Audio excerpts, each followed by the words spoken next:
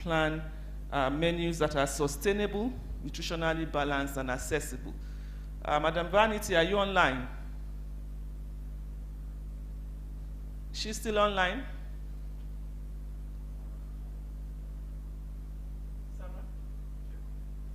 Okay. While we wait to, is she speaking? Can she hear us? Okay, we can. Okay, can you go ahead, man? Good afternoon, everyone. My name is Vanity from Botswana. I'll be presenting, just a minute.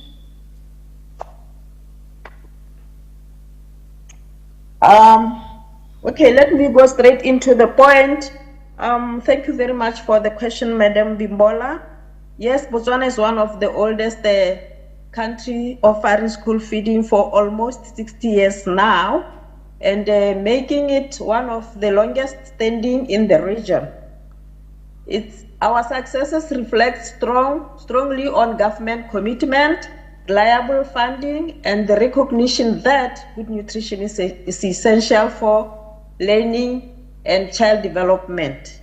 Botswana does not just execute the feeding program manually. We have some approaches in place which are anchored on the 5 key strategies. The first strategy is that the government is committed. The program is fully funded by the government of Botswana, ensuring stability and guaranteeing that every child receives at least 2 hot meals a day. We also have evidence-based menus whereby every 5 years we engage our nutritionists from our local academia, PCD, WFP, and public health experts to regularly review our meals to ensure that they meet the children's dietary needs with the right balance of proteins, carbohydrates, and micronutrients. The other strategy is that we ensure that whatever we provide to the school children and the secondary school children is locally sourced. Therefore, we prioritize buying from local farmers, which supports our economy, reduces cost, and provides fresher, culturally appropriate meals. We ensure that our meals are caters for all children. Therefore, equity and accessibility makes our meals be designed to be simple, affordable, and scalable, ensuring consistent delivery across both urban and rural schools. There's also continuous improvement within our feeding programs, whereby we are working hand in hand with ADFNS and Partnership for Child Development since 2011. And at one point in time, we had to test the Ginger Man software in South Africa to check how balanced our meals are. It really yielded good results to us and helped us ensure that our meals are not just food given to children, but that our program is sustained, and that feeding children should also make sure that there are results at the end of execution of the program. The Gingerbread Man has helped us to move from ordinary feeding to now what we call homegrown school feeding program, whereby through the homegrown school feeding program, we ensure that our nutrition nutrition-centered menus that tackle deficiencies with diverse locally available foods. There's also resilience to shocks through the climate-smart, drought-resistant ingredients and cost-effective. With this one, we buy straight from our local farmers. We have what we call fresh agricultural produce, which is supplied to all primary schools during the harvesting season. We also make sure that communities are empowered by engaging them and through their cooperatives, and ensuring that all women-led enterprises benefit from this. Women-led enterprises include supply of the grains, supply of the milled sorghum grain, SEM, bread sprays, just to name a few. And we also ensure that our meals are efficient and palatable.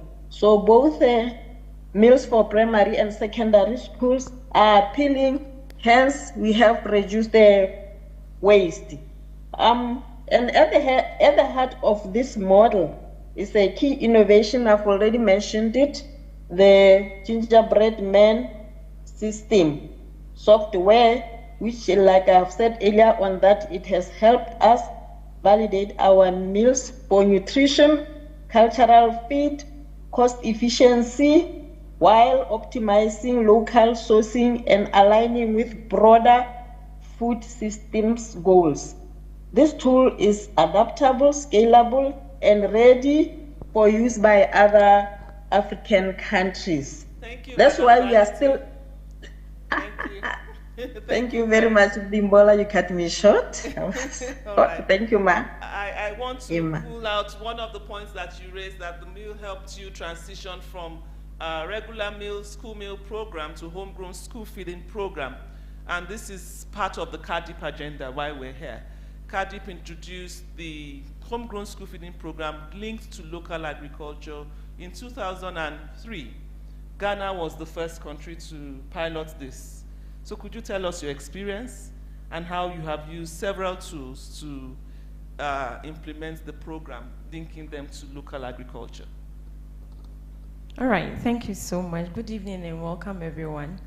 On behalf of my minister and my chief director, Minister of Gender, Children and Social Protection, and my national coordinator, Haja Fatih Fogo, would like to thank Arida Nepad for the opportunity granted us to be part of this panel.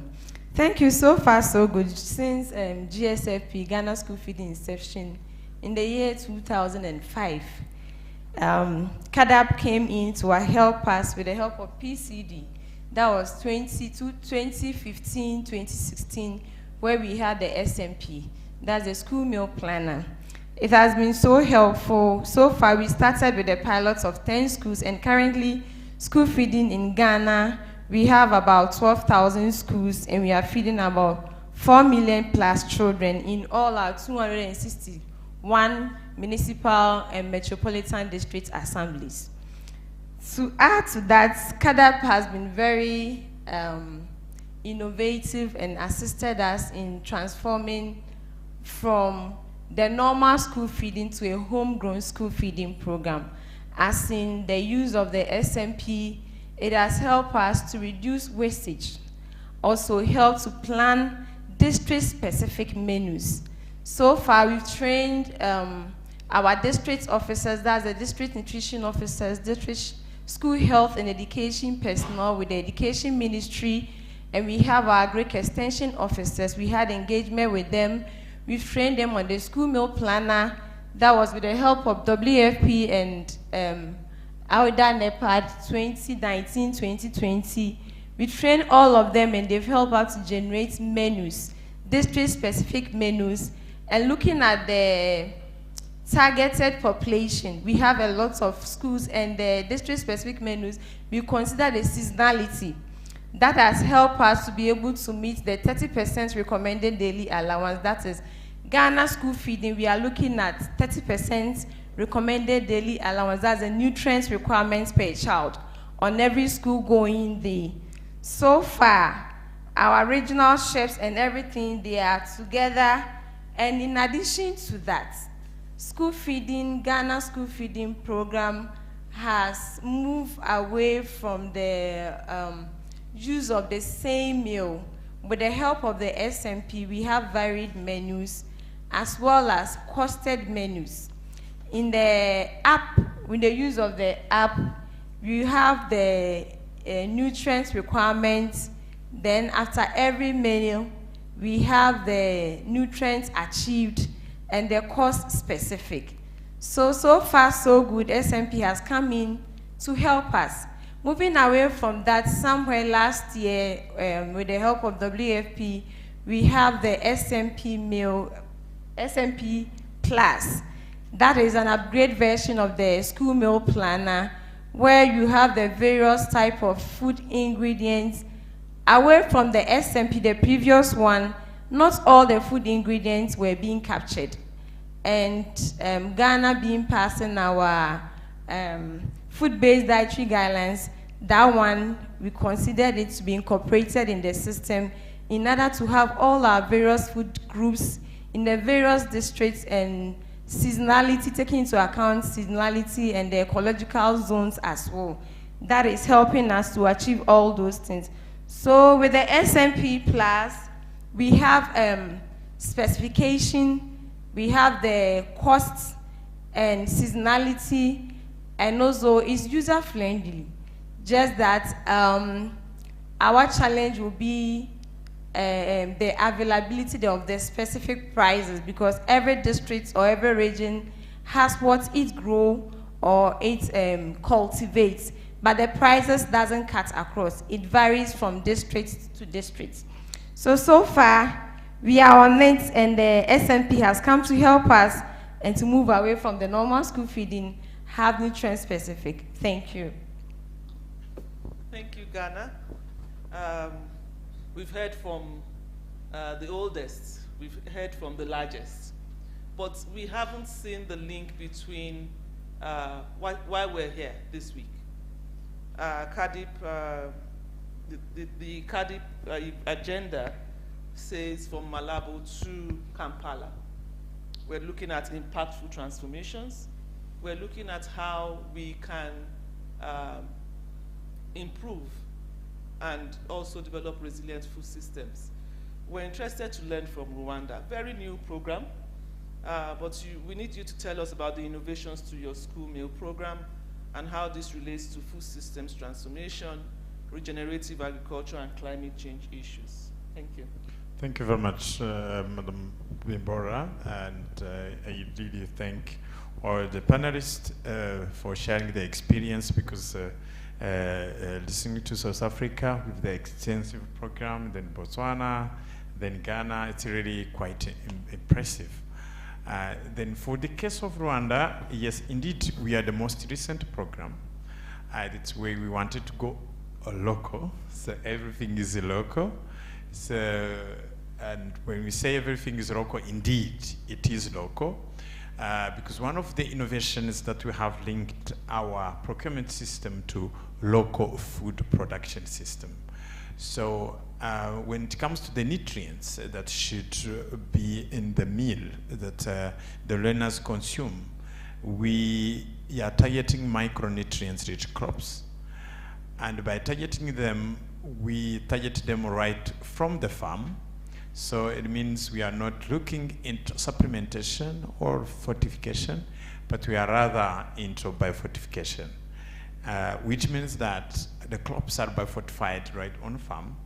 And then when they come into the procurement system, then the schools are feeding the kids with biofortified meals. I would say indirectly, because it's not from the supply that is out of the channel, it's within the local system.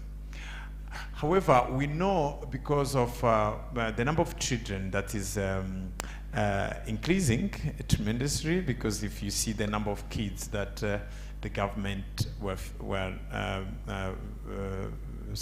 supporting in the last 5 years, for example, it has really tripled. Therefore, the production resource increased very much. And there is a risk of allocating scarce resources. That's why we've decided, that is the second innovation, to go regenerative. So we said everything that we do should be done through regenerative production systems. So be it beans, high iron beans, or FSPs, the beta-carotene potato, or maize, they are produced regeneratively. We are using organic manure, we are using vermicompost, but we are also trying to integrate the local control of the disease and pest to make sure that in the end it will not embrave the space, so that the production will not have a negative impact on the environment. That goes to the third innovation, which is around climate smart agriculture, because you know we are in a country, I was going to say a small country, yes, in surface area indeed, but also even in population, right? So we are a small country, but we are not a small people, so we really think big. So climate smart agriculture is an issue because if you see the use of water, the use of energy when it comes to the school feeding program, it's really problematic. Therefore, we have encouraged schools to do the rainwater harvesting. So not only for their own daily use, but also for irrigation. Then the last one is that we have a policy, the National School Feeding Policy in Rwanda. I would say it's really very effective. We have the University of Rwanda that I represent here is a member of the National Steering Committee. We meet on a monthly basis. And when it comes to changing, when there is evidence, we immediately change the next day. So there is a strict compliance in this country when it comes to the law and the implementation. So we have the tool that we are using, but it's the tool of tracking the procurement system to make sure that at least what we are procuring is completely nutritious, but also to avoid even funds embarrassment and so forth. So it is that much centralized, and the districts are also intervening more effectively. So that's what is happening for the moment. Thank you. Okay, thank you. To keep the mic, because I'm hearing the story of David and Goliath here, where earlier today, the youth told us they are the future. Or they are not the future, they are the now, and they can create a new future. And so you talked about a tracking tool that measures the procurement system. Yes, sure.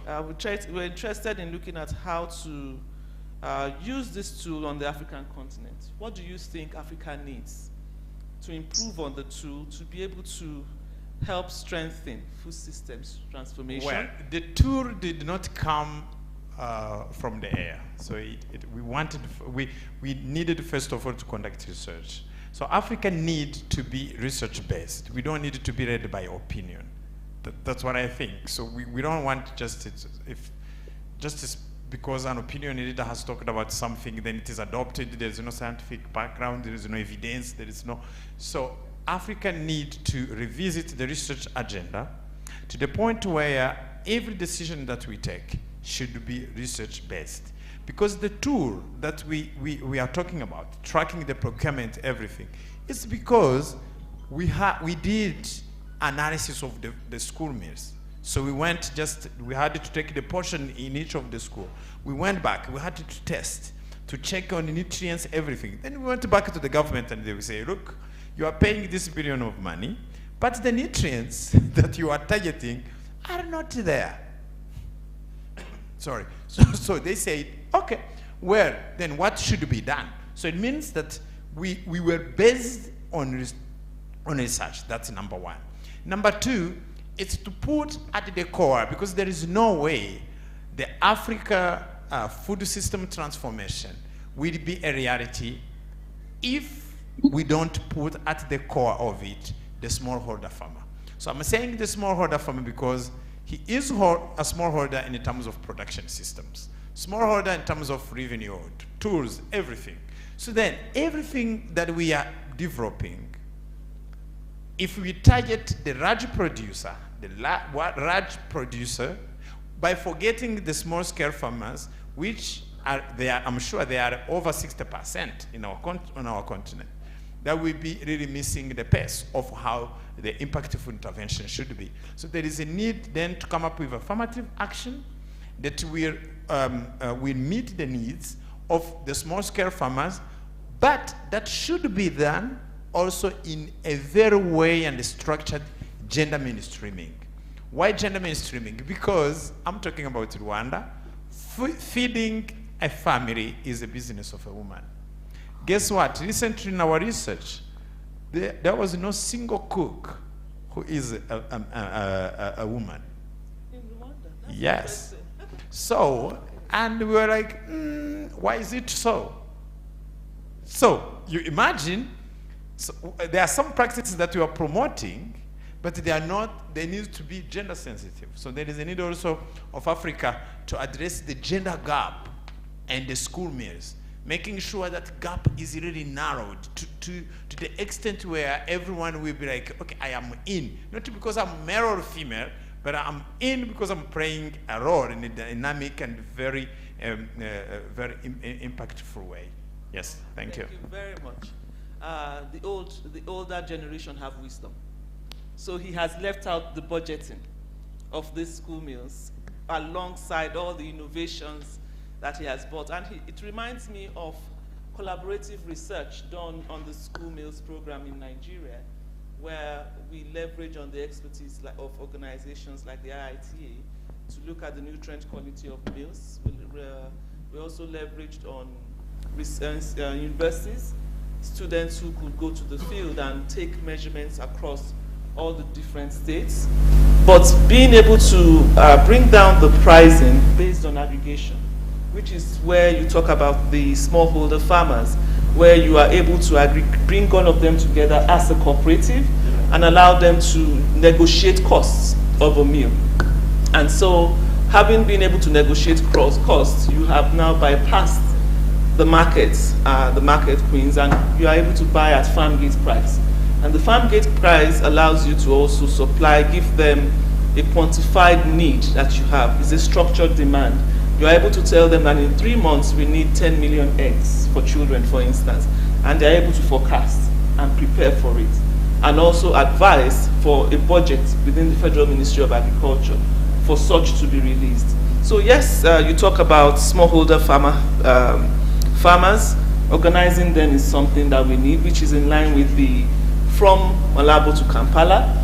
The second you talk about is research-based, but also collaborative research, which helps us work with organizations within the region, outside the region, to deliver on evidence-based data that government needs for policy making. And then you also talk about how the food system must be gender sensitive.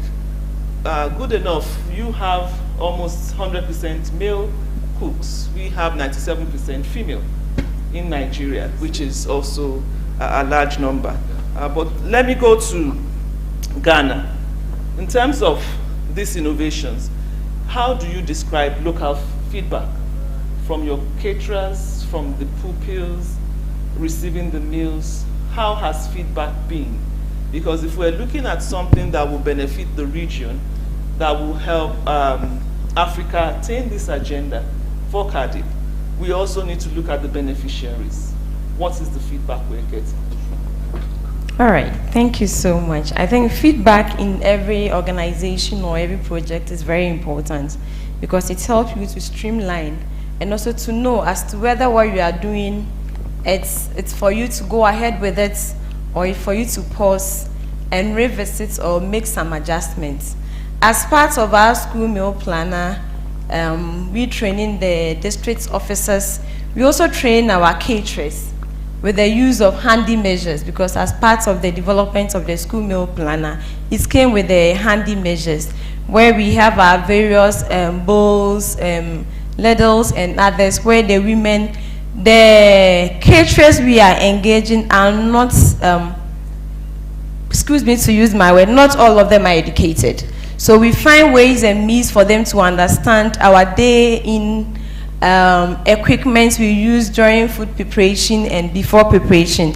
So with the use of the handy measures, where we train them on the measurements before preparation and the serving portion with class age specific, I think it's helpful, and it's helping them to be able to budgeting purposes, and also prevent wastage, and to meet our requirements as stated in school feeding nutrition standards. Notwithstanding that, for proper planning and other wastages, the feedback from them has been, because of the grants currently per child in Ghana has been increased from 1 cedi 50 pesos to 2 cedis, which is woefully inadequate. That is 0.2 USD, which is even less than $1. So with that, it becomes a bit challenging when they have to strictly go by the handy measures using the school meal planner to prepare their meals.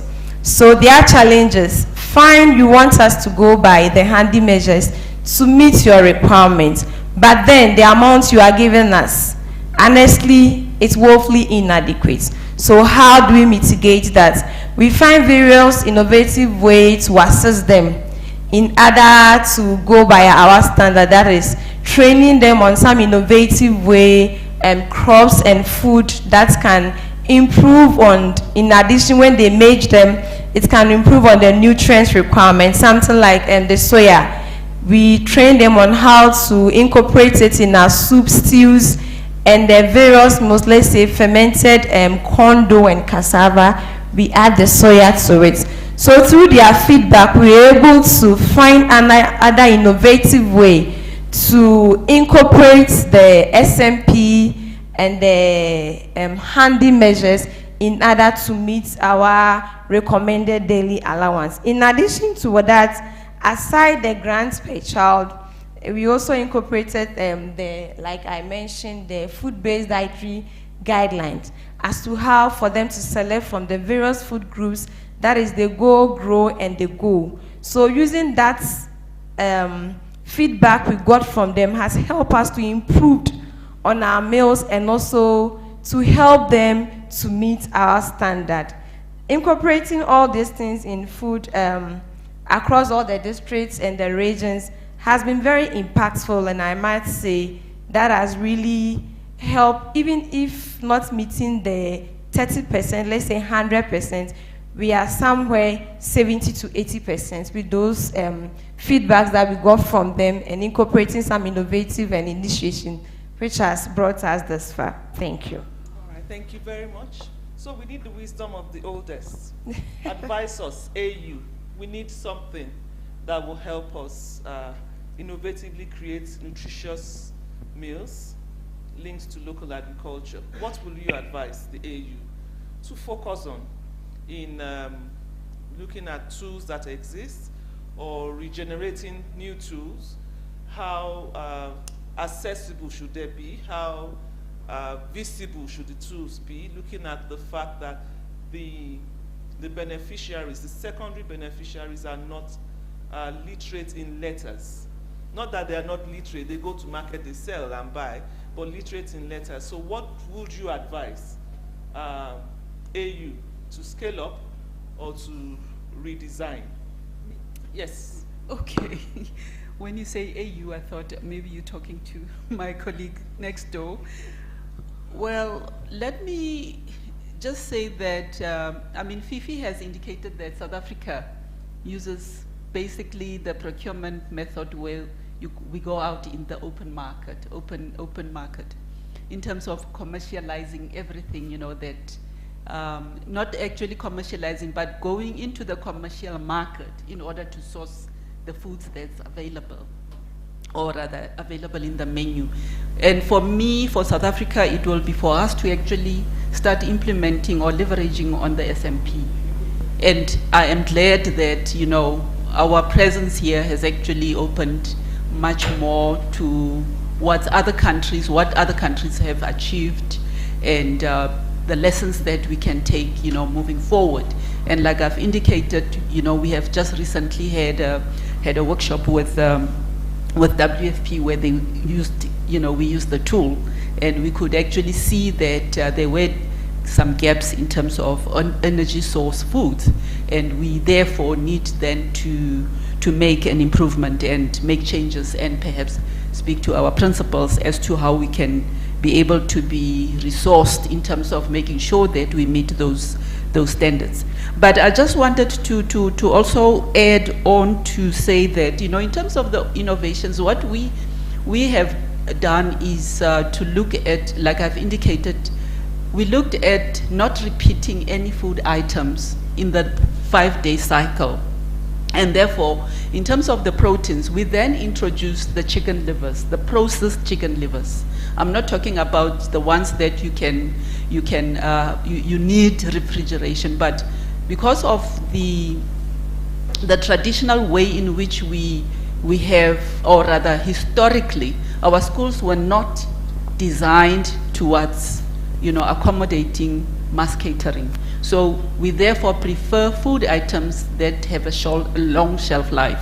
So what we've done is that we engage manufacturers locally to repackage the chicken livers, is either in canned, in canning, as well as pouches.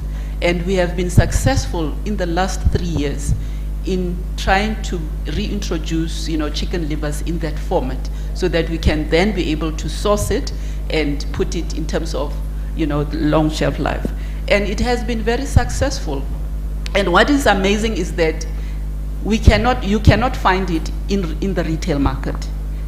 So we had that engagement, directly with the manufacturers when we said, design a canned chicken livers for us. Unfortunately, and this is where I now want to come in terms of the homegrown school feeding. Unfortunately, the chicken livers are basically imported, mainly from Brazil. I was just looking at this, the data right now, yesterday, to see that almost 80% of our local market, of our local market, 80% of the chicken livers of the chicken are from Brazil. In translation, then, therefore, it means that even the livers come from there. And I remember even one manufacturer indicated that, towards saying that we might have a risk in terms of not having available chicken livers available locally. And what we have done, therefore, we have, unfortunately, my sister department, Department of Agriculture, I thought I would draw him in so that we can, share our implementation plan in terms of homegrown school feeding. What we have done now is that recently, in April, my team visited Brazil just on a study tour. And of course, we have our neighboring Botswana, as well as other African countries that we can also learn from. And what we've done is, once we have they returned from Brazil tour, we put together a plan, an implementation plan, together with okay, I forgot her name, to make sure that of NEPAD. I think no, the other Rusa. Okay. Yes. We sat together so that we can be able to give an implementation plan which is much more focused. And what we've done is that we have identified 3 provinces as a pilot. Now, one province has actually started in terms of a central hub where local smallholder farmers bring their wares into the central hub, and then they distribute it to schools.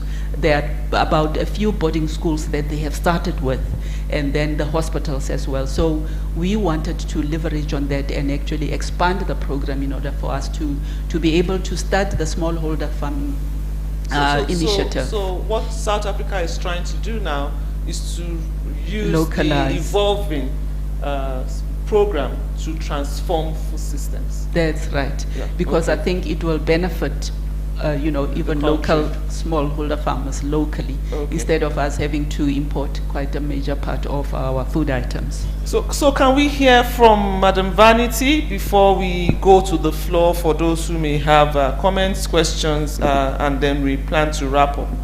Could you share with us what you feel you should focus on, knowing that Botswana's mandate now is to drive nutrition and resilient school meals, nutritious and resilient school meals. What type of innovations would you like the AU to adopt, adapt, and scale up across the region? Could you just give us your thoughts in 2 minutes? Thank you again, Madam. Let me say that planning school meals for nutrition and resilience in Botswana have several key priorities that are not only critical for national success but also offer scalable insights for adoption across the AU countries. Our priorities are that school meal planning the meals must meet the dietary needs of growing children, addressing the micronutrients and other deficiencies, from making sure that long-term health is promoted. We also emphasize on diverse locally produced or sourced meals across the country, which we want all African countries to adopt from Botswana. We include, or we suggest that resilience to climate and economic shocks must be incorporated in planning of the school meals. Menus should be designed with climate smart ingredients that are drought resistant and seasonably adaptable. Cost-effective sourcing strategies are also essential. We also emphasize community empowerment and local procurement, engaging local farmers, cooperatives, and women-led enterprises in food production is very key.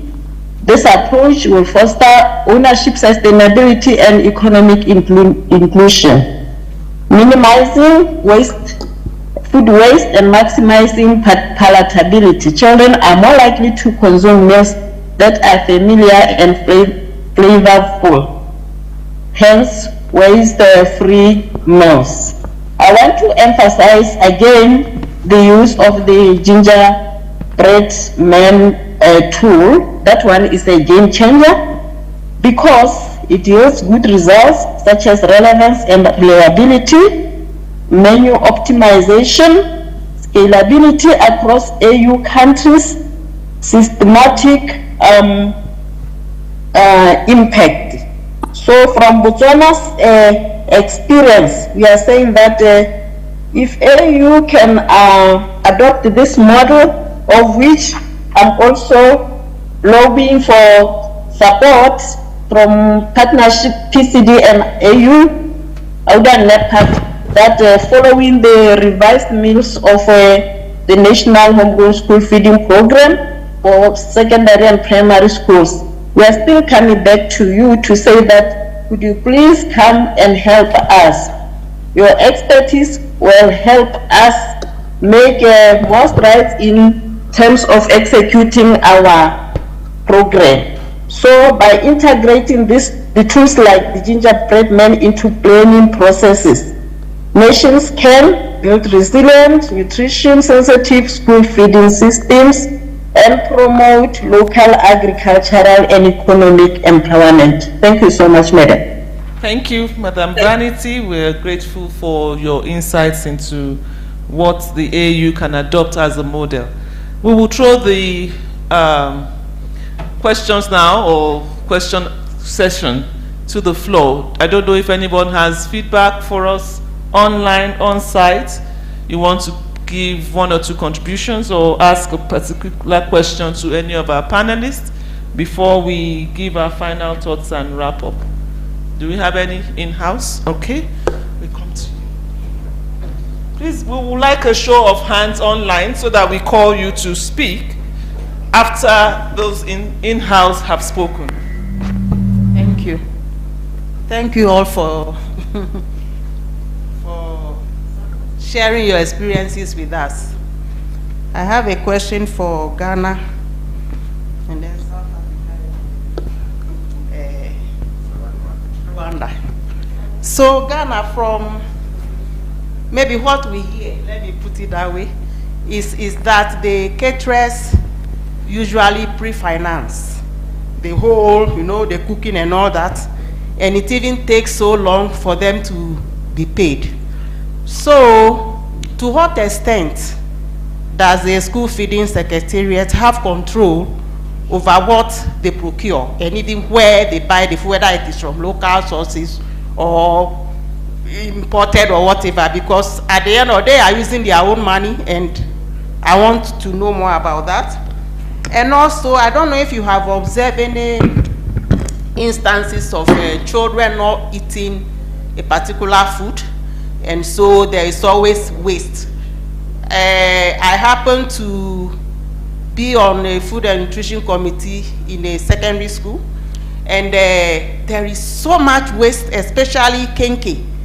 you know, they don't eat the food, and I don't know whether it also happens with this basic school. Then South Africa, I got the impression from your delivery that it is your institution or maybe the government that procures the food or the raw material or whatever for the caterers. Maybe you can correct me if that is not the case. Because in Ghana, it is different. So we cannot probably insist that the caterers must necessarily buy from local if government is not making any input. Then Rwanda, you were saying that your caterers are men. And this is food business. But what we normally know is that once there is the business component of it, the women do not have money. Probably they have to make some investments and all that. And so they don't have the money, the initial, you know, capital and all that. Probably that is why the women are not in it. Can you please explain why we don't have women involved in your school feeding program? Thank you. Please let's note down the questions so that we take it together. Anyone else on the floor? We're coming back to you. Thank you. Thank you very much, speakers and panelists, for letting us know what you do. I'm interested in that your point about feeding the children with chicken liver. And I know there's this concern about antibiotics resistance because this is stored in the liver. So I would like you to expatiate on that, and what are some of the ways to mitigate such issues. Thank you. Thank you. Thank you, ma. I'm from Nigeria, Osun State. Adetutu by name. I like what I've listened to in the countries. Thank you for giving us the understanding of what to do. But then I want to ask, in which way does the feeding affect the children at the long run? You didn't tell us. I think it's not important. Because the essence of feeding, I guess, is for the country to have the maximum of them when they grow. Because that is the formation stage. So over time, having stayed on the program for this long, what effect has it done to the country? I mean, from your data, is it that the children are better intelligent, or are you putting those into consideration? I am from Osun, and out of the 12 states that started the pilot program in 2006 by the federal government, Osun was one. And till now, Osun kept feeding. Dispensations has come, you know, different political parties did not affect it.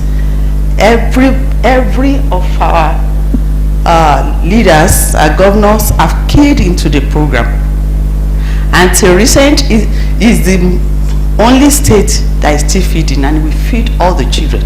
In short, we have about 203,000 children in public schools, and we feed them. And the essence is to make sure that the children are better intelligent, so that in the next few years, we want to see them perform better than those that are there. So there's a menu that is strictly followed because we have a target of what we want to see. Please, can you give us ideas of what, you know, the feeding has done to the country in the past years? Impact evaluation, evidence of what is working. We can all chip in one or two words.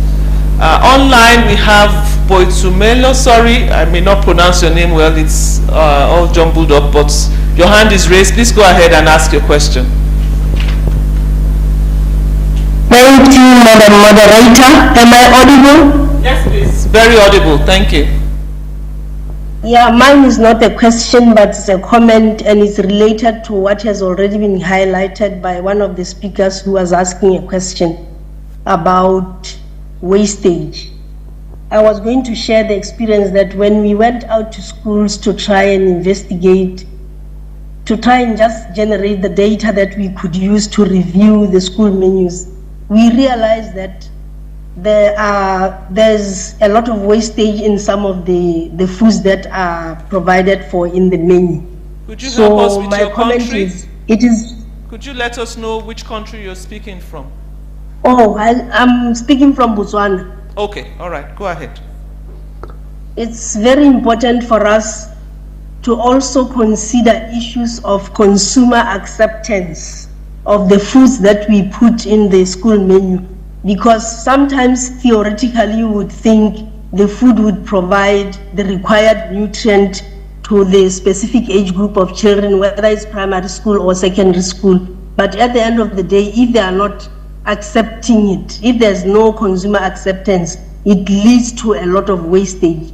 So it's very important to keep reviewing the menu and making sure that the foods that are included in the menu, they are not only nutrient dense, they are also consumer acceptable to that particular age group. Thank you. Thank you very much. So we have questions, 3 questions basically. We will let Rwanda start. Please, 1 minute, try to Rwanda. 1 minute, try to wrap up the question. Thank you very much. Yes, indeed. So we have women throughout the school feeding channel, yes. But we were talking about cooking, because the technique, the practice that they use is not women friendly. Because when you are making a fufu, the way they climb on the hook and all that, so it has a little bit put them on a side. That's why with the improved cooking, because we are not talking about those are the ones that are the cooking, they work at the school level and they're paid by the school. So then men were the one getting the job than women. But because of the practice that they use. But when it comes to the production and the supply, women are there, but it goes also with the crop. So vegetables and fruits, women are there, but when it comes to the cash crop, it is not there. So I would rather share with you maybe we have just concluded the report on gender mainstreaming. So it's something that we can share. Maybe we read more insight in that to understand the framing of gender mainstreaming. So there is a common question to everyone. Yes, the impact is there. If you read the literature review, so I'm not talking about the case of Rwanda, but there is a study that was conducted by the WFP to check on the school performance, because all start with the school attendance. So the attendance has increased very tremendously, but also when you look at the micronutrients that children are consuming, so they have better brain when it comes to concentration, math of subjects, because they're getting the essential micronutrients and macronutrients that are needed or required for any brain development. Thank you. South Africa, please could you also help us with impacts that has learnings that you have in terms of the impact of the school meal program, as well as the food safety and hygiene issues that has been raised on the floor. Thank you. I think it was around food waste. Well, let me start quickly with the procurement clarification. The procurement when they say caterers, in my mind, I thought about the food handlers, which are the mamas and papas that actually prepare the food. Now, in our case, those are ones that have been employed just to prepare and cook meals and serve to learners. But in terms of the procurement models, we have 2 delivery models. The centralized one, where the provincial department actually issues out bids for suppliers to actually source food and deliver to schools. And then we have a decentralized one, the second delivery model, where the provincial department transfers funds to the school. So the school principal with what we call the school management team, as well as the governing body, then decide as to source locally. So they will only cater for that school. So those are the two delivery models that we have, that we use. So the food handlers are the ones that just cook, and we give them, you know, the stipend in terms of their monthly remuneration. Then on the point of the chicken livers, oh yeah, we follow a very stringent quality standards with what we call the National Regulator for Compulsory Specification. And that falls under the Department of Trade and Industry, because then we make sure that whatever imports that we have, they go through the proper regulations that we have, as well as quality standards that we have. So that canned chicken liver would have been tested in a laboratory, and we also even make site visits. Before we actually take any manufacturer, we would go with National Department of Health to actually make sure that they meet the standards. We also have the SABS, the South African Bureau of Standards, and we also, you know, go through with the SANAS laboratory testing. And quickly, then on the food waste, I could only think about, you know, soya. We had that was when we started, it was the most affordable protein.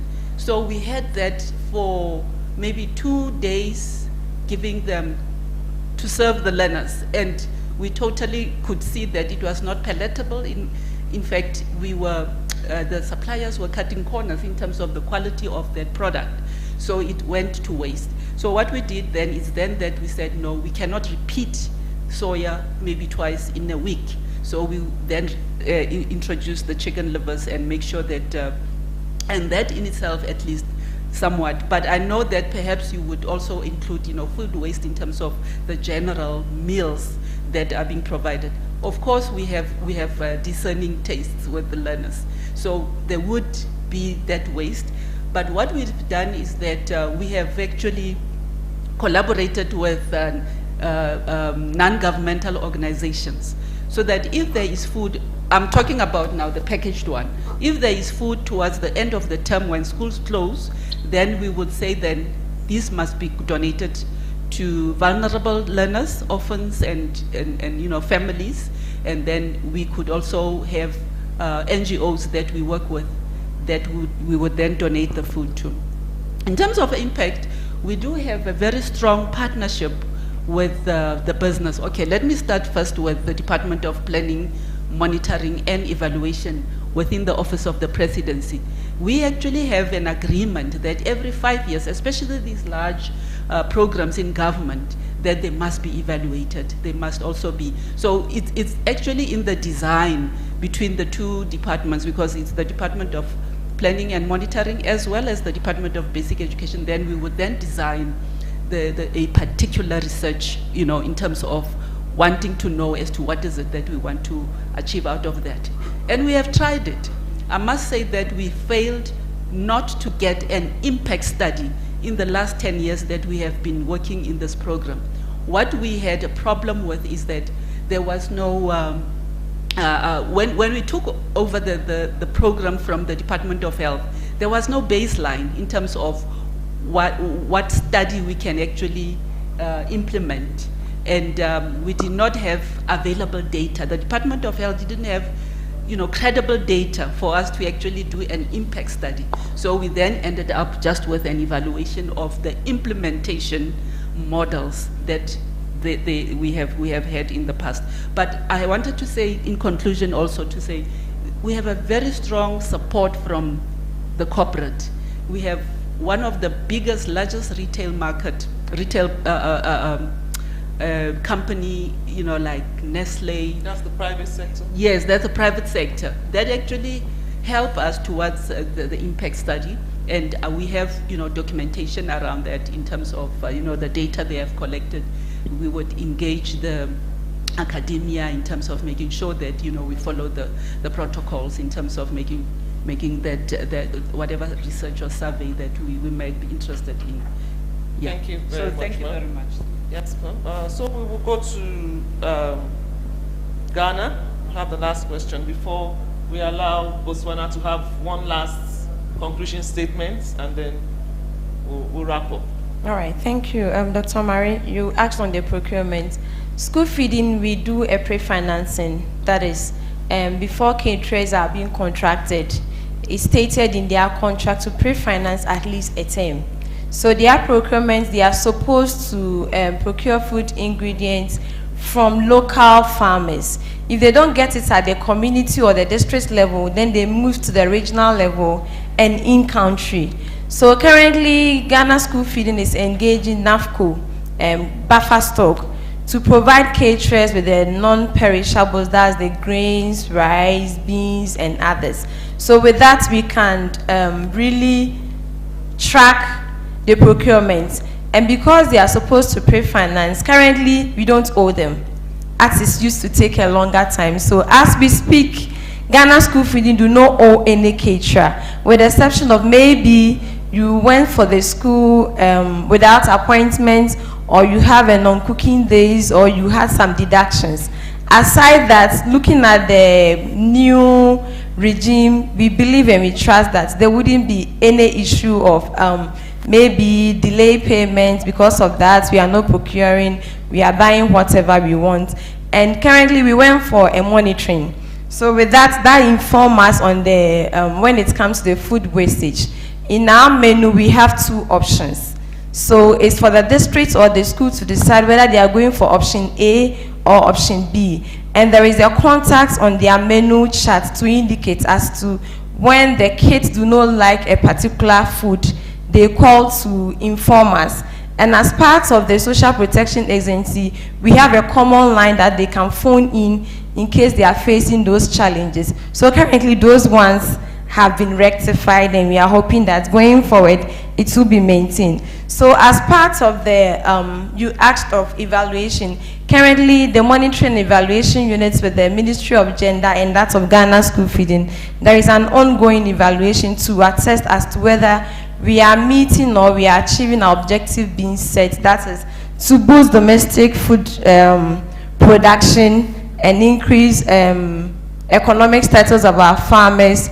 The Agric unit is also having an ongoing linking farmers to our caterers with the help of WFP and World Bank. So we know through that we can really track the procurement system of our caterers and to know whether we are really achieving our objective. And also with our ongoing and our regular monitoring and supervision exercises, with the head teachers and the GES attest to it that they've been increasing enrollment and attendance. For instance, in schools where you go and the caterer doesn't come or stops cooking, the enrollment goes down. And when it rains or something happens and there is no food, some kids will come to check whether there is smoke ongoing before they will come to school. So all those confirm that attendance and enrollment has been increased, but to the retention evaluation that's ongoing currently to attest to that as to whether we are on course or there is something for us to add on. So currently, I think we are good to go. And to add to it on my last submission, school feeding, we are open for collaboration and assistance. Because when we speak on the SMP, we are open, we are interested in elaborating on the SMP Plus. But the challenge that came with the SMP, that's, let's say, vitamin B12, no matter the nutrients or the foodstuffs you add on, it doesn't move. So we are hoping that AU coming on board, we are hoping for them to come on board to help Ghana School Feeding to initiate the SMP Plus, where all food ingredients across the districts, region, and community will be incorporated, and the perishables and both non-perishables, with the use of the handy measures, their calculation will be calculated for, because that are some of the challenges we went through when we were using the SMP. And we are hoping that with the SMP Plus coming in, those challenges will be addressed. Thank you. Thank you very much. Before I move on online to Madam Vanity, I just want to add to the question about the impact evaluation, which was first done on the Ocean Program by IFPRI. Some of the data is published in the Global Source Book, where we looked at, but it wasn't just on school feeding, it was on the educational system. School feeding was a component of which the menu was redesigned. And of course, there was improvement in their scores, academic scores. But then we had to, more further research had to be done to attribute that meal to the mental acuity the children could, were, of course, we were seeing in the children. In terms of food waste, it happens, but that is where we talk about collaborative research. We also had that when the orange fresh sweet potato was introduced, where the children would clean their plates before you, but when you go out, all the window sills had all the food wasted. And so when we had to notice that trend, we had to bring in research experts, the FIRO, we call them FIRO in Nigeria, that's the Food Research Institute, to look at how the menu could be modified, that the children will enjoy it. And so instead of having a porridge meal, they had the fried chips and stew, which they accepted. So it is looking more towards reinventing, being innovative about the meals provided for the children, but reinventing. And then when you look at the population of women, yes, women are the handlers of meals, but then within the value chain, they do so many other things. They are also business savvy. They know how to trade in terms of aggregation. For example, in Nigeria, the poultry farmers aggregate eggs from women. In almost all the states, the poultry farmers who supply eggs on the program are basically women farmers. And so they have sort of gone into each of the layers of the school feeding value chain just to be able to make an impact. So we're looking at how we can leverage on this food systems value chain to bring a change to the African continent. We're looking at smallholder farmers, we're looking at collaborative research, we're looking at gender equality and equity. And so a lot of things that we have discussed today. 3 words, Mrs. Vanity. Give us 3 words to close from your end when you talk about innovative school meal planning. Give us 3 words from your end. School meal planning, madam, I would like to say that from Botswana side, we are already covering over 500,000 learners across primary and secondary. The word count is over. 3 words. Ma? 3 words. Okay. Collaborative, research-based. Okay. Yeah. 3 words from Botswana. I'm missing. Okay. I would like to say that Botswana's established program, universal coverage, local appreciation, employment benefits are there. And we have embedded nutrition education that provides a strong base for our school feeding program to run smoothly across our basic education. So our school meal planning tool have to be AI based because you've gone 100 words per minute. Thank you so much. Thank you so much. I would like to invite... You are cutting me short, but... Thank you so much, ma'am. I would like to invite Dr. Leslie Drake. Sorry? Hello, are you with us?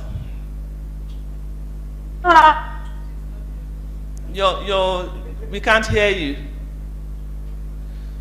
Okay, let's move on so we close the meeting. I would like to invite Dr. Leslie Drake, our Partnership for Child Development Executive Director, give a global overview and just wrap up our session. She has been part of the school feeding in over 37 countries of the world, more on African continent, has an overview of everything that is happening, but looking futuristic, what it is we want to achieve, how do we achieve it with the AU, with NEPAD, and with countries going forward. Leslie, are you online? Is she there?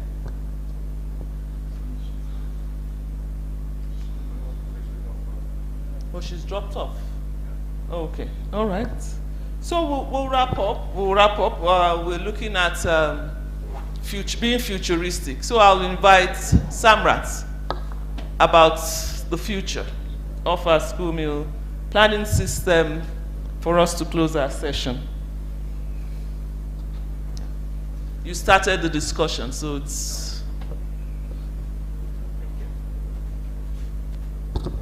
Thank you, Bimbola.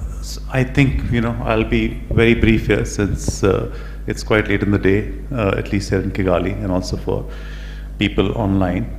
So just to conclude, I would first of all like to thank all our panelists for making this a very productive discussion, and all the participants for your questions. So just to conclude, maybe just 2-3 key things.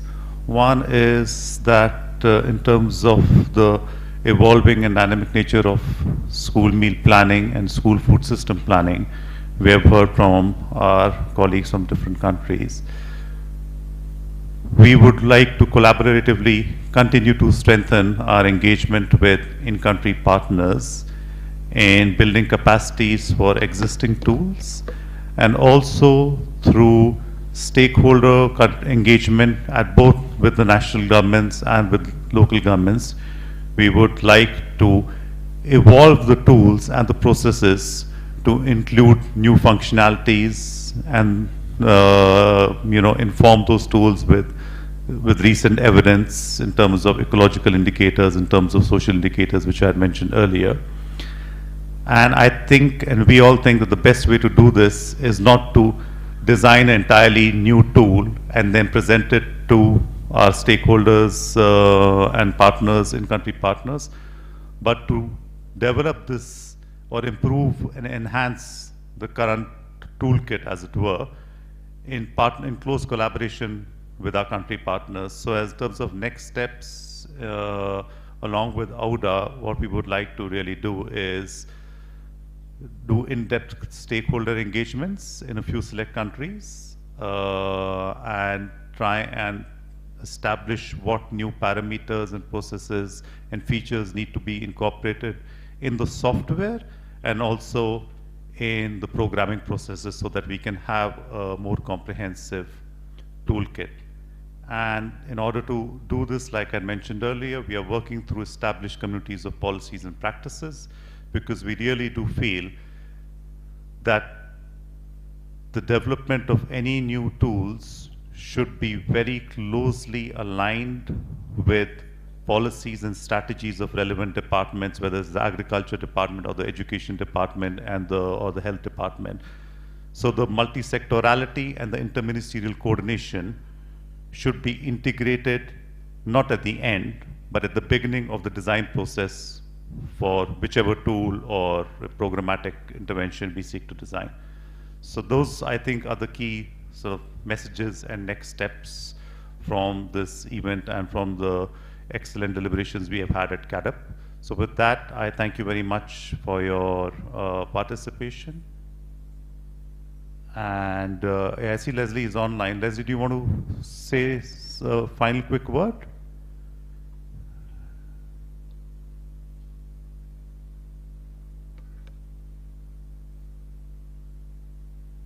Okay, I think we can close now. We can all get dinner and head out and get some fresh air. So thank you very much once again, and we will be in touch through, you have many of our emails, and like I said, the Regenerative Food System Alliance website will be live tomorrow, and there's also a way to contact us so that we can all be in touch as we move forward with this very exciting work. Thank you.